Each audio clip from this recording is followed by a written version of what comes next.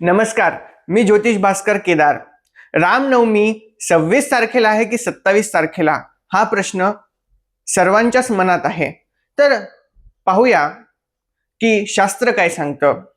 चैत्र शुक्ल पक्षाची नवमी तिथी श्री रामनवमी म्हणून आपण साजरी करत असतो। याच दिवशी प्रभू श्री रामचंद्रांचा जन्म अयोध्येमध्ये झाला। तर यावर्षी असं काय होत आहे, तर अष्टमी तिथी 26 तारखेला सकाळी 11:49 संपत आहे आणि नवमी तिथून चालू होत आहे। त्यामुळे हा प्रश्न सर्वांच्याच मनात आहे की रामनवमी कधी साजरी करायची, 26 तारखेला का 27 तारखेला। तर शास्त्र काय सांगतं ते आपण पाहू। नवमी तू सर्वमते पूर्वा युग्म वाक्यात न कुर्यात तात दशमात्या।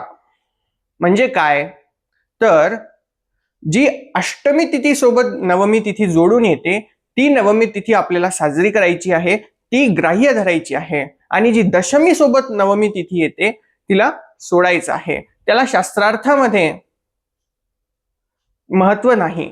त्यामुळे 26 तारखेला जेव्हा 11:49 अष्टमी तिथी संपेल आणि नवमी तिथी सुरू होईल त्याच दिवशी म्हणजे दिनांक 26 तारखेला तुम्हाला श्रीरामनवमी साजरी करायची आहे।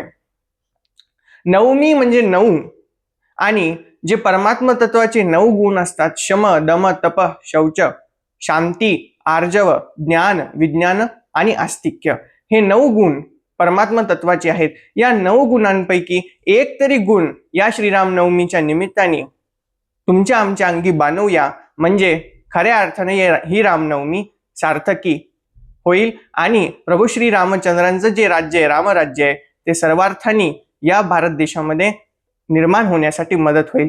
तुम्हाला रामनवमीच्या खूप खूप शुभेच्छा।